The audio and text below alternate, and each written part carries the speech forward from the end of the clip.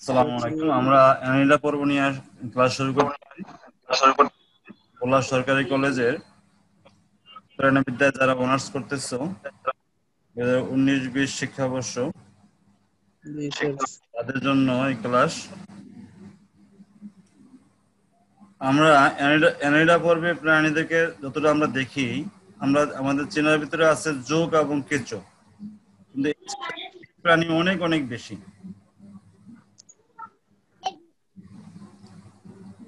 সামুদ্রিক প্রাণী অনেক বেশি আছে এবং আমরা যে যোগ এবং কিছু দেখি তাদের তো আমরা পা দেখি না। এদের চলাচলের জন্য সিটি আছে, হালকা চুলের মতো অংশ, কিন্তু সামুদ্রিক কেঁচোদের পায়ের বদলে প্যারাপোডিয়া আছে, অনেক অনেক কেঁচো।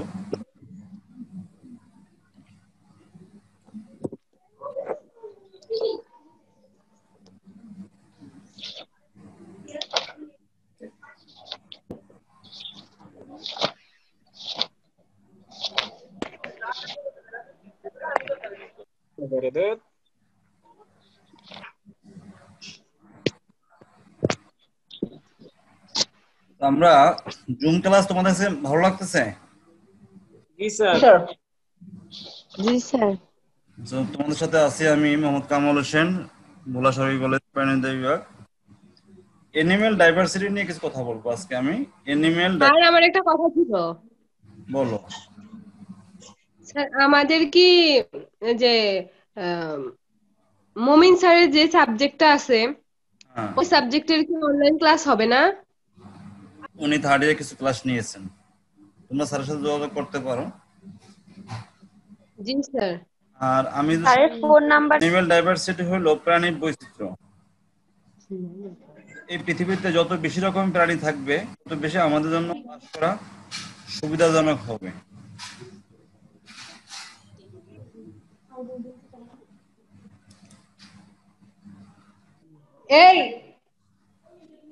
আমরা অ্যানিডা পর্বে একটা প্রধান প্রাণী আলোচনা করবো, তার নাম মেটাফিরে পোস্তোমা, কেঁচো। আমরা দেখি এই অ্যানিডা কথাটা আসছে প্রাণী রাজ্যের একটা পর্বের নাম অ্যানিডা। 1809 খ্রিস্টাব্দে প্রথম ল্যামার্ক নামক বিজ্ঞানী এর নামকরণ করেন। অ্যানুলাস কথা থেকে আসছে। অ্যানুলাস মানে ছোট ছোট আংটি বা ছোট বলয়। অনেকগুলো ছোট ছোট আংটি একত্র করলে যেরকম গঠন হয়, এই প্রাণীগুলোর গঠন সেই রকম। আর পৃথিবীতে প্রাণী আমরা প্রাণীবিদ হিসাবে প্রাণীকে আমরা রক্ষা করার চেষ্টা করবো পৃথিবীতে। আর উদ্ভিদ ও প্রাণী মিলে হলো বায়ো মানে জীব। বায়োডাইভার্সিটি মানে জীব বৈচিত্র্য। Boosts ecosystem productivity, where each species, no matter how small, all have an important role to play. এই পৃথিবীতে যত রকমের উদ্ভিদ এবং প্রাণী আছে, সে ছোট হোক কি বড় হোক, প্রত্যেকের গুরুত্বপূর্ণ ভূমিকা আছে পৃথিবীর উৎপাদনশীলতা বাড়ানোর জন্য। এ লার্জার নাম্বার অফ প্লান্ট, বেশি বেশি উদ্ভিদ, means a greater variety of crops, বেশি বেশি ফসল। Greater species diversity ensure natural sustainability for all life forms. না বেশি রকমের ফসল হলে বেশি রকমের খাবার উৎপন্ন হবে। Annelida is a group commonly referred to as segmented worms. That means খণ্ডকায়িত প্রাণী। এই ধরনের একটা সাধারণ গ্রুপকে অ্যানেলিডা বলা হয়। and they are found worldwide. তারা সারা বিশ্বেই পাওয়া যায়। from the deepest marine sediments to the soil in our city parks and yards. গভীর সমুদ্রের তলদেশে যে তলানি আছে, সেই তলানির মাটিতেও এই পর্বে প্রাণী পাওয়া যায়। এমনকি আমাদের শহরে বন্দরে উন্নত জায়গার পার্কের মাটিতে পাওয়া যায়। Most of the 20th century, Annelida was split into 3 major groups. এই 20 শতকে আমরা গবেষণা দেখলাম যে অ্যানিডা পর্বটাকে 3টা গ্রুপে ভাগ করা যায়। সেটা হলো পলিকিটা, অলিগোকিটা ও হিরোডিনিয়া। আমরা এই 3টা নাম মনে রাখবো: পলিকিটা, অলিগোকিটা, হিরোডিনিয়া। অলিগোকিটা গ্রুপের হলো আর্থওয়ার্ম, দ্যাট মিনস কেঁচো। আর হিরোডিনিয়া গ্রুপের হলো লিসেস, যেটা বৈজ্ঞানিক নাম হলো হিরিডু মেডিসিনালিস। দেখো এই পরে প্রাণীদের কিরকম বৈচিত্র্য, কিছু আছে এরকম লম্বা নলাকার, কিছু এরকম লম্বা সাথে আবার ফুলের মতো আচরণ আছে, এই জোকের বিভিন্ন স্টাইল আছে, আর বিভিন্ন রকম প্রাণী আছে। তিনটা মূল হলো অলিগোকিটা, পলিকিটা আর হিরোডিনিয়া। হিরোডিনিয়াকে বলে লিস বা জোক, আর পলিকিটা বলা হয় মেরাইন ওয়ার্মস, সাগরের কেঁচো। আর অলিগোকিটা হলো আর্থওয়ার্ম, পৃথিবীর কেঁচো। তো এছাড়াও আরো অনেক কিছু প্রাণী আছে, দেখো এলিয়াটা একটা প্রাণী, গ্লাইসের একটা প্রাণী, আর্থওয়ার্ম কেঁচো। এই যে হেলোপডেলা একটা প্রাণী, আর স্কিস প্রাণী, হিরোডোমিলিস। হ্যাঁ, কিছুগুলা তার আবার দুই পাশে প্যারাপোডিয়া নামক পা আছে,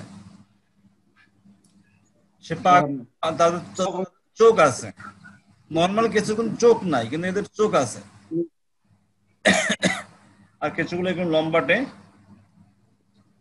কিটা, অলিগোকিটা, হিরোডিনিয়া, নাম যেটা মনে আছে সবার? জি স্যার। একজনে বলো পলিকিটা। হ্যাঁ বলো, লাজুক। পলিগিটা, হুম, অলি কি অলিগোকিটা, অলিগোগিটা হচ্ছে হিরোডিনিয়া। হিরোডিনিয়া। হ্যাঁ, তাহলে করবে আমরা ছিলাম। এখন আমরা কেঁচোর সামনের দিক কোনটা আর পিছনের দিক কোনটা কি করে চিনবো? জি স্যার। কেঁচোর যে কোনো এক জায়গায় এরকম একটা দাগ আছে, তার নাম ক্লাইটেলাম। ক্লাইটেলাম যেদিক ওই দিক সামনের দিক, আর যেদিকে দেখো আমি সামনে দেখছি, সামনের দিক। আচ্ছা, এই যে ক্লাইটেলাম দেওয়া আছে, দেখো সুন্দর করে ছবি দেওয়া আছে, ক্লাইটেলামের ছবি এটা। সামুদ্রিক কেঁচো, হ্যাঁ এটা হলো পলিকিটা গ্রুপের সামুদ্রিক কেঁচো। হ্যাঁ, অনেক রকম পলিকিট আছে। আর কেঁচোর আমরা বাহ্যিক আমাদের পড়া থাকবে কেঁচোর বাহ্যিক গঠন। ডরসাল ব্লাড ভেসেল মানে পৃষ্ঠীয় রক্তনালী, এই prostomium, peristomium, papillae, ring of setae, segments, anus, male genital opening, female genital. দেখো যে কেঁচো dorsal blood vessel, dorsal blood vessel, হ্যাঁ পৃষ্ঠীয় রক্তনালী। দেখো একই কেঁচোতে মেল জেনিটাল ওপেনিং আছে। জেনিটাল ওপেনিং মানে জনন ছিদ্র, পুরুষ জনন 3 জোড়া, আবার ফিমেল জেনিটাল ওপেনিং 1 জোড়া, দুই পাশে, ডান পাশ বাম পাশ। তার মানে কেঁচো উভলিঙ্গ প্রাণী। একই কেঁচোতে পুরুষ স্ত্রী থাকে, কেঁচো স্ত্রীর কাছে ভিন্ন ভিন্ন নাই।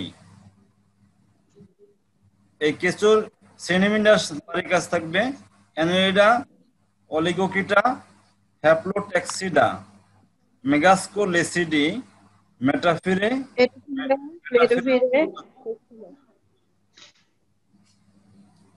শনাক্তকারী দেহ নলাকার অসংখ্য খণ্ডক বা সেগমেন্টে বিভক্ত, যা আন্তঃখণ্ডকীয় খাঁজের সাহায্যে পরস্পর পৃথক। এই সেগমেন্ট গুলা বা খণ্ডক গুলার শুধু বাহ্যিক না, ভিতরেও খণ্ড খণ্ড খণ্ড করা আছে।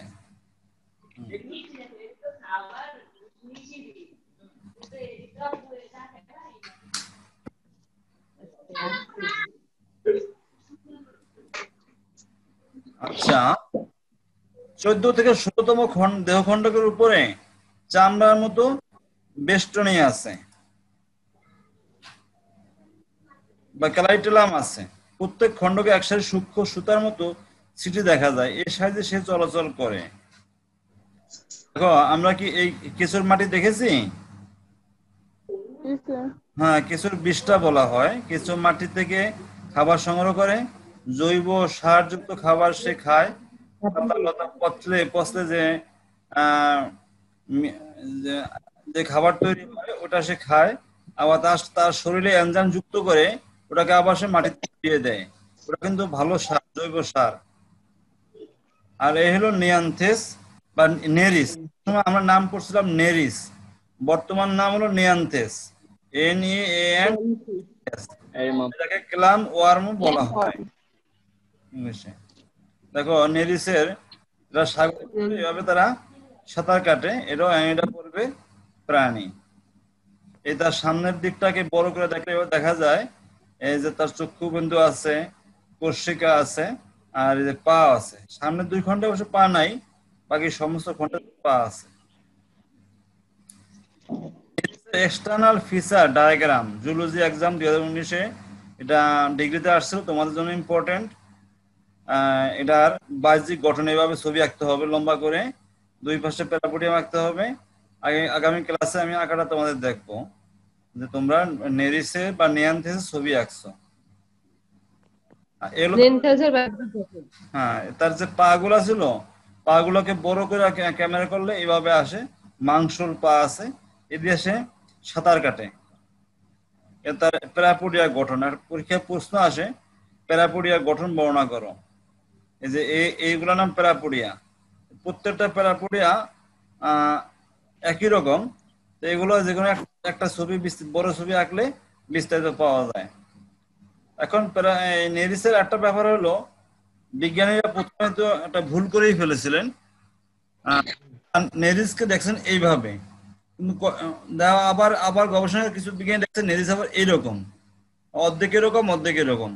তখন তারা এটার নাম দিয়েছে হেটারোনেরিস, মানে নেরিস থেকে একটু ভিন্ন। কিন্তু তারা মনে করছে এটা ভিন্নটা প্রাণী। পরে জানা গেল না, আরো গবেষণা জানা গেল না, যখন এদের প্রজনন মৌসুম হয়, যখন তাদের ডিম পাড়ার সময় হয়, প্রজনন মৌসুম, তখন তাদের অর্ধেক আগের মতো থাকে আর অর্ধেক ভিন্ন রকম হয়ে যায়। এটা নাম হলো হেটারোনিয়ান্থেস বা হেটারোনেরিস, একই প্রাণী। তখন এই সামনের অংশের নাম হলো এপিটোক, অ্যাটোক, এটার নাম হলো এপিটোক, নাম ভিন্ন ভিন্ন হয়ে যায়। আর নেরিসেরও সামনের অংশটা আবার দেখো, অ্যান্টিনা, পাল, পোস্টোমিয়াম, টেন্টাকুলার সিরি, আই, এটার চক্ষুবিন্দু আছে, নিউক্লিয়ার অর্গান, এরকম তার অংশ আছে। এই ছবিটা পরীক্ষায় ভিন্ন আঁকতে হয়, শুধু মস্তকের ছবি। প্রশ্ন আসে যে নেরিসের বা নিয়ান্থেসের মস্তকের ছবি আঁকো, সচিত্র বর্ণনা দাও।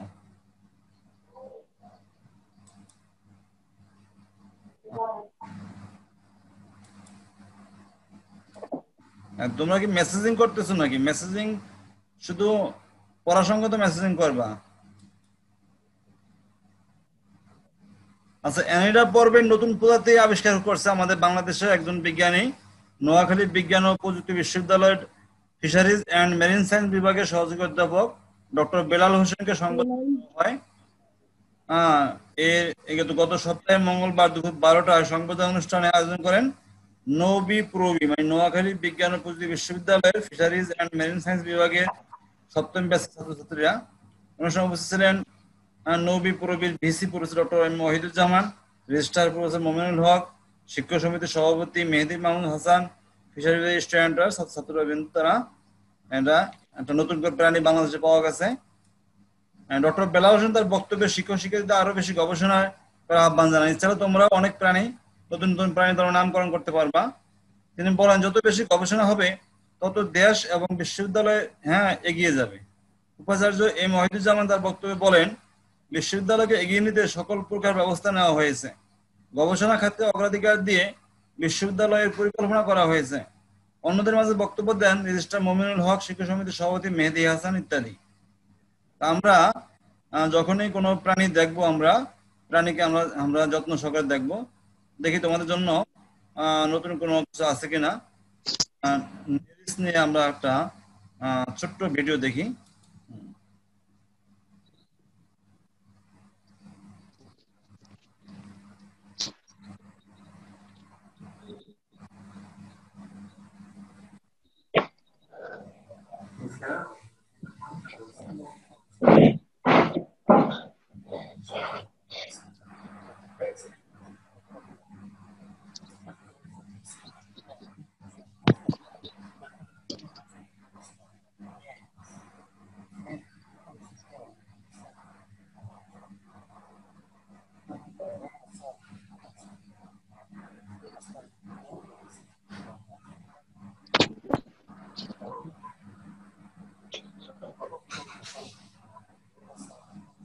এটা কি সমুদ্রের মধ্যে স্যার? সমুদ্রের তলদেশে, হ্যাঁ। কেমন লাগে দেখতে বলো?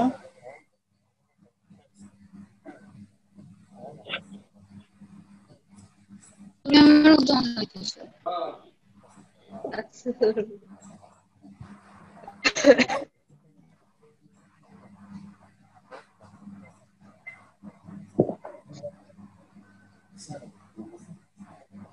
স্যার হ্যাঁ, প্র্যাকটিক্যালে নাকি যোগ ধরে নিয়ে যেতে হয়। যোগ প্র্যাকটিক্যালের সময় ধরে রাখবা, 2টা বোতল আগে জমা করে রাখবা। আল্লাহ কি বলতেছে? একটু প্র্যাকটিক্যালও করানো হয় না।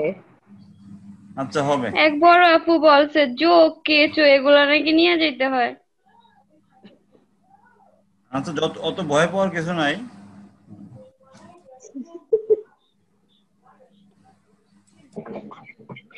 আচ্ছা, আমরা এদেরকে বলা হয়, এটা বাংলা করছে অঙ্গুরিমাল প্রাণী।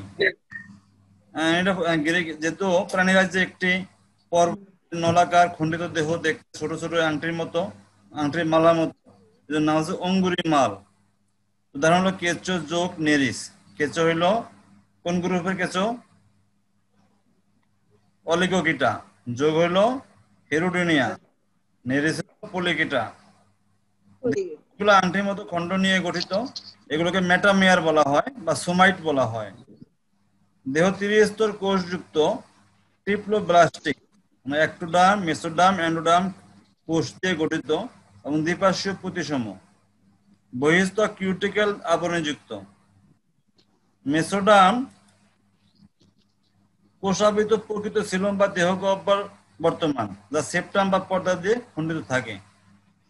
রেচনাঙ্গ হলো নেফ্রিডিয়া, যা আমাদের যেমন কিডনি, নেফ্রিডিয়া, যা প্রায় প্রতি খণ্ডে থাকে, প্রতি খণ্ডে খণ্ডে কিডনি আছে।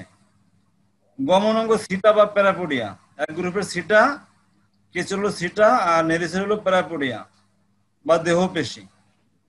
দেহ লম্বাকৃতি, মুখছিদ্র, পায়ুছিদ্র দেহের দুই প্রান্তে, অর্থাৎ যে প্রান্তে মুখ সেই প্রান্তে পায়ু না। উন্নত বদ্ধ রক্ত সংবহনতন্ত্র আছে, মানে ধমনী শিরা আছে, কাজে এটা বদ্ধ। যেমন আমরা আর্থ্রোপোডায় দেখেছি উন্মুক্ত রক্ত সংবহনতন্ত্র বা মোলাস্কায়, কিন্তু এখানে রক্ত সংবহনতন্ত্র বদ্ধ। রক্তরসে হিমোগ্লোবিন থাকে, তার মানে রক্ত লাল হয় মানুষের রক্তের মতো, বা এরিথ্রোপোয়েটিন নামক শ্বাসতন্ত্র থাকে, এই কারণে এদের রক্ত লাল। সাধারণত সম্পূর্ণ ত্বক দিয়ে শ্বাসকার্য চালায়। আমাদের যেমন একটা দুটা নির্দিষ্ট নাক আছে, এদের দুটা নাক নির্দিষ্ট না। এদের সারা দেহের ত্বকের সাহায্যে এরা দম ফেলাইতে পারে। তবে কোন কোন ক্ষেত্রে ফুলকা দিয়েও শ্বাসক্রিয়া চলে। ত্বক সিক্ত ও রক্তচালকপূর্ণ হওয়ায় ত্বকীয় শ্বাসকার্য সম্ভব।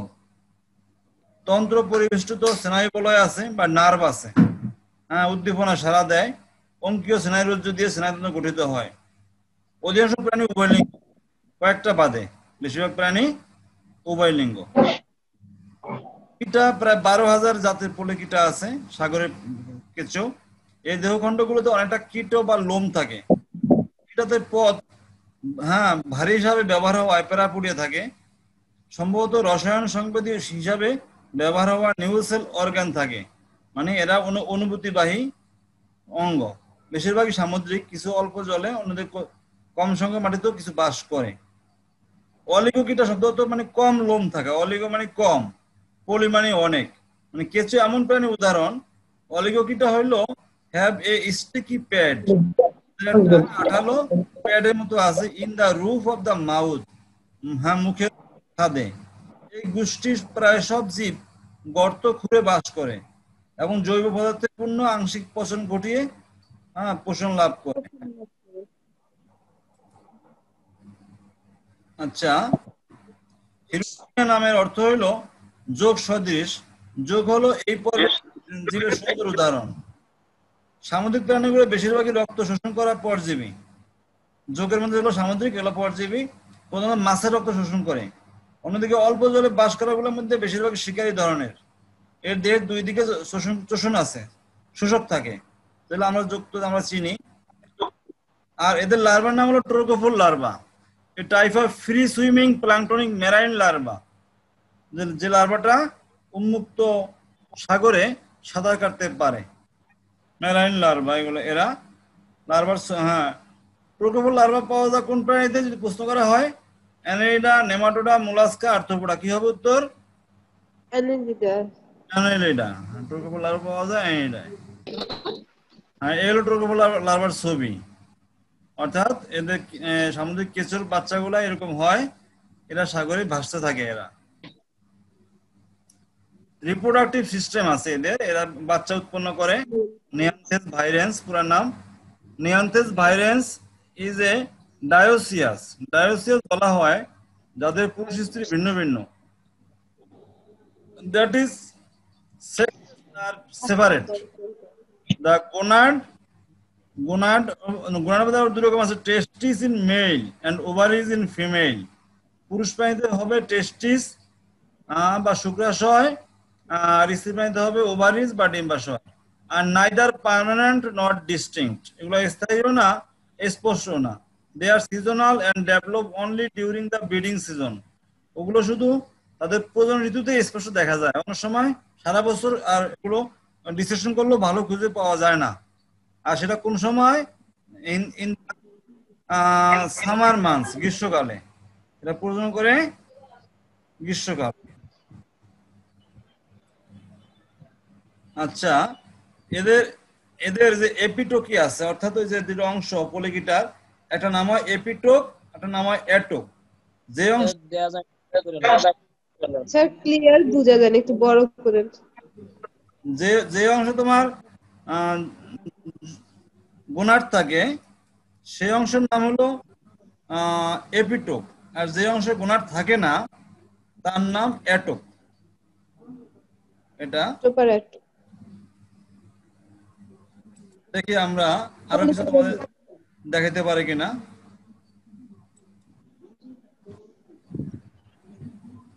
কি ওটা বলবো?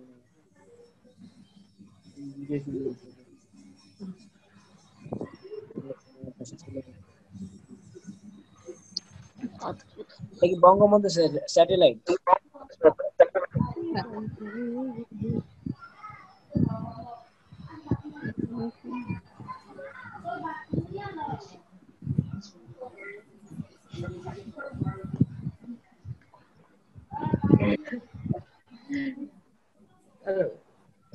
মিউট করে নি।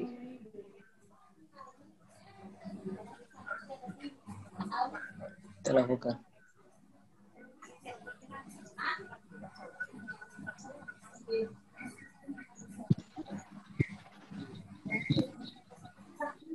মাটির ভিতরে গর্ত করা থাকে।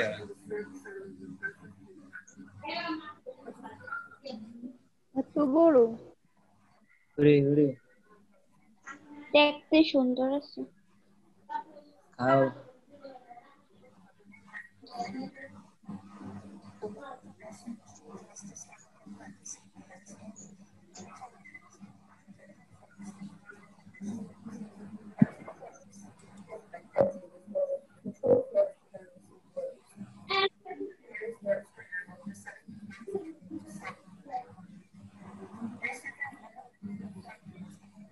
কি সুন্দর।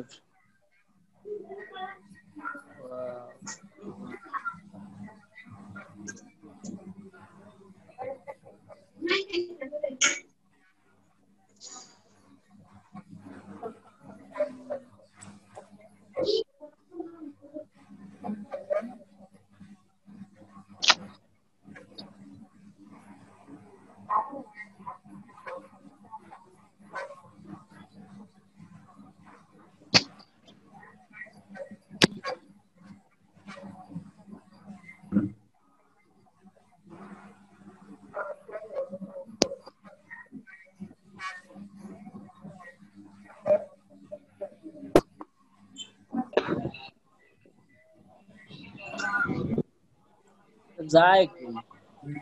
বলো। এটা যাইতাছে কই? হ্যাঁ, নেরিজ যাচ্ছে।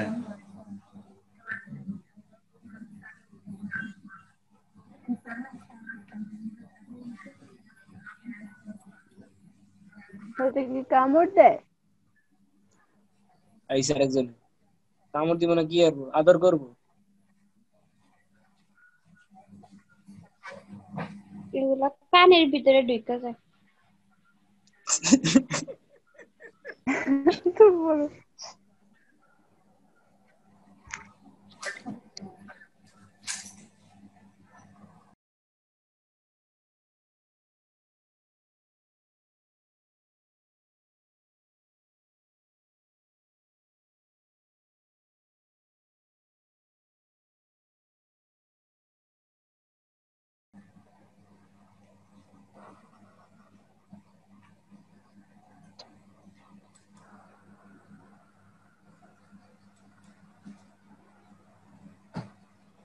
হ্যাঁ, তারপর তোমাদের ক্লাসটা কেমন লাগলো আজকে বলো? স্যার খুব ভালো ভালো লাগছে। খুব ভালো লাগছে। সকালের থেকে এখন ভালো লাগছে স্যার। সকালে তো নেটের জন্যই ভালো লাগতে পারে না।